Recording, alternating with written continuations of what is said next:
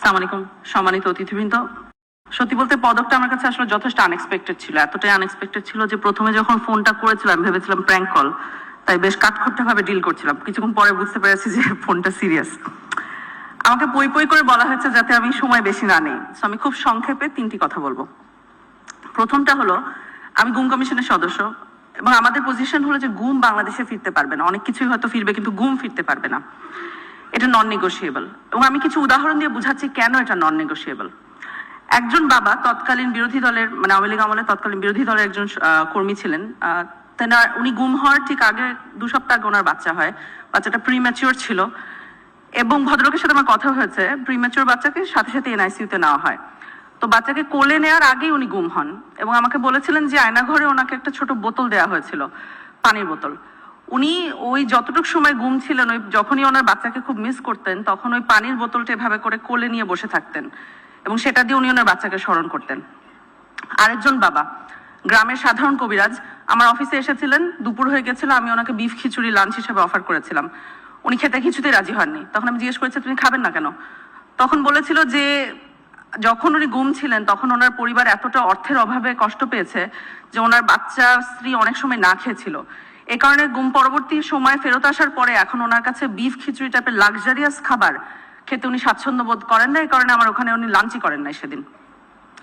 আরেকজন বাবা আমাকে বলেছিলেন যে উনি যখন বন্দী ছিলেন তখন এগেন পরিবার এতটা অর্থের অভাবে ছিল যে চিকিৎসার টাকা দিতে পারেনি বলে ওনার দুটো সন্তান মারা যায়। বাই দ্য টাইম উনি গুম থেকে বের হন ওনার এসেনশিয়ালি কোনো সন্তান আর ছিল না।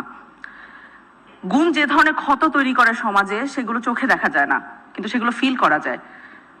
এই কারণে গুম আর থাকতে পারবে না বাংলাদেশে, এটা হলো নন নেগোশিয়েবল একটা ইস্যু। এটা ছিল আমার প্রথম পয়েন্ট। দ্বিতীয় পয়েন্ট হলো, এই লড়াইয়ে খুব নীরব কিন্তু সবচেয়ে শক্তিশালী সৈনিকরা হলো নারীরা। কারণ যখন কোনো ব্যক্তি গুম হয় তখন তার পক্ষ হয়ে লড়াইটা কে কন্টিনিউ করে, কে বাঁচিয়ে রাখে তার মেমোরি, কে তার বাচ্চাদেরকে আগলে ধরে রাখে, কে জিডি করে, কে কোর্ট কাচারিতে দৌড়াদৌড়ি করে, কে সংসারের হাল ধরে, সর্বক্ষেত্রে উত্তরটা হলো নারী। অতএব মায়ের ডাকের তুলিয়াপা বা ধরেন ব্যারিস্টার আরমানের স্ত্রী, ওনারা শুধু কিন্তু একক নাম না, ওনারা হলেন প্রতিরোধের প্রতীক এবং এই রেকগনিশনটা আমাদেরকে দিতে হবে। ইট ইজ ভেরি ট্রু যে নারীদের কালেকটিভ পুশব্যাক ছাড়া গুম বাংলাদেশে এরাডিকেশন সম্ভব না এবং নারীরা এই পুশব্যাকটা করেছে গত 16 বছরে আওয়ামী লীগ আমলে এবং সে কারণে হোপফুল ইনশাআল্লাহ আমরা গুমের এরাডিকেশন দেখতে পারবো। এটা হলো আমার দ্বিতীয় পয়েন্ট।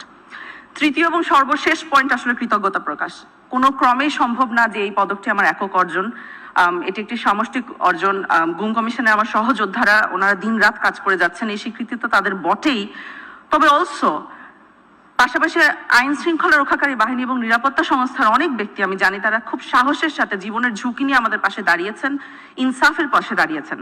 তাদের দেশপ্রেম এবং ত্যাগী মনোভাব আমাকে সত্যি চমৎকৃত করেছে এবং দেয়ারফর আমি তাদের কাছেও প্রচন্ড কৃতজ্ঞ এবং এই পদকটি তাদেরও অংশীদারিত্ব আছে। এই সাহসের ধারায় স্বাভাবিক ব্যাপার আমার নিজের পরিবারও আছে, বিশেষ করে আমার আম্মু। তিনি বেঁচে থাকলে আজকে মনে হয় আমার থেকে বেশি খুশি হতেন এবং অলসো আই থিঙ্ক উনি এনশিওর করতেন this doesn't get to my head so that I remain quite grounded, এটা করতেন। I am very grateful to my whole family. আমার কাছে সবসময় মনে হচ্ছে গুমের তদন্তের কাজটা আসলে আল্লাহর কাছ থেকে একটা আমানত।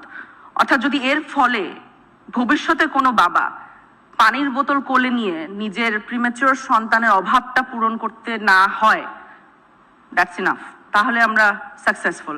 এবং এই ডেটারেন্সটা এস্টাবলিশ করা আমাদের সর্বসময়ের গোল এবং আশা করছি ইনশাআল্লাহ পারবো, বাংলাদেশ পারবে। আমি জানি প্রধান উপদেষ্টা এখানে নাই এবং উনি প্রশংসা শুনতে পছন্দ করেন না, সো কিন্তু যেহেতু উনি নাই অনেক কিছু করা যায় এখন, তাই না?